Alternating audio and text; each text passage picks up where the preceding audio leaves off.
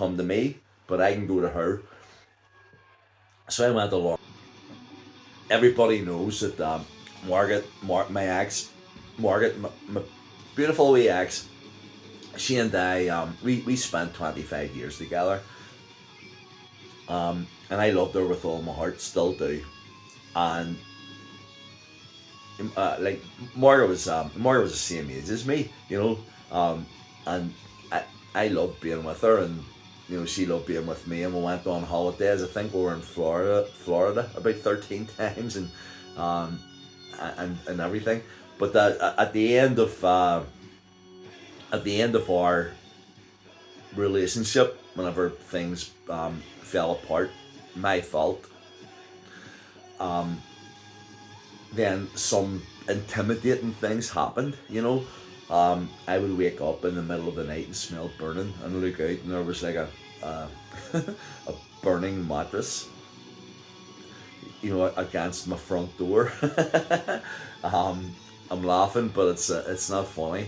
My car was broken into, but the thing is that there were local people that knew me who were involved in the intimidation, and they thought that because I had left, or no, not that I left, that because me and Margaret had split up, that they were on her side and they were against me.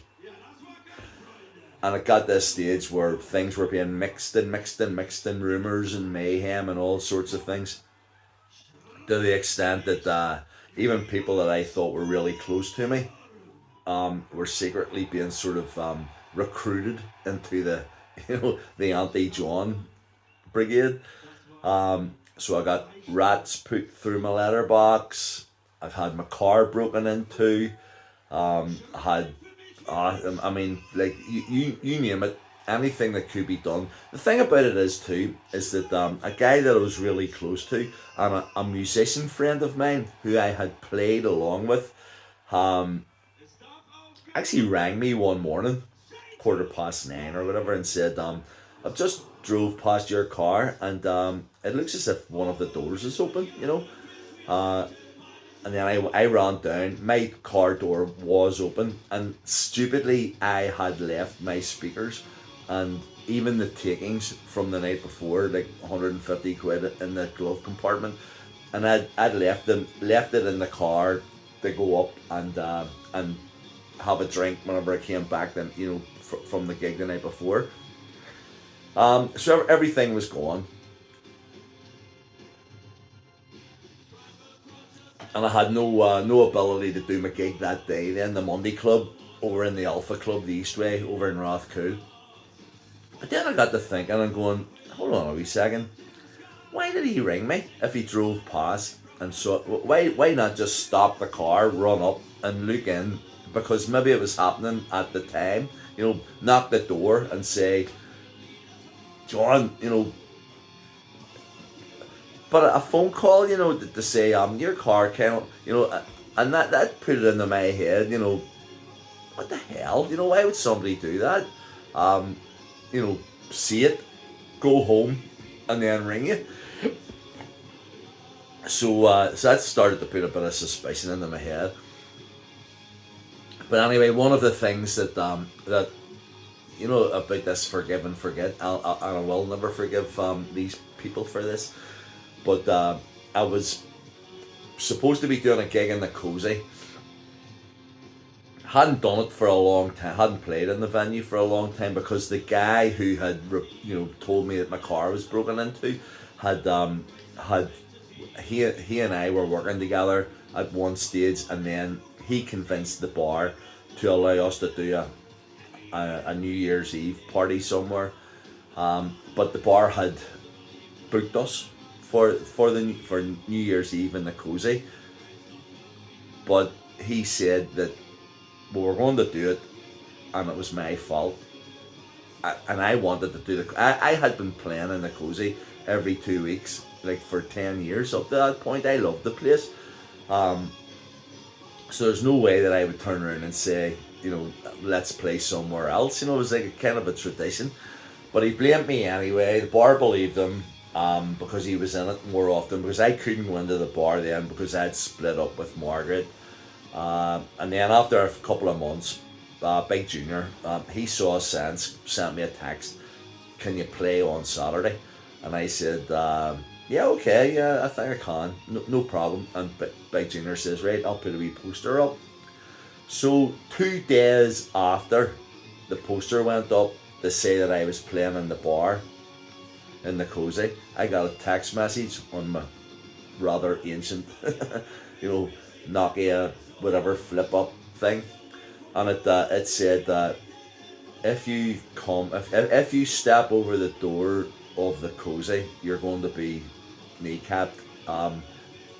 The cozy team sort of thing, and and so it was something that was sent to me to make me obviously feel intimidated, so that I wouldn't go, and do the gig.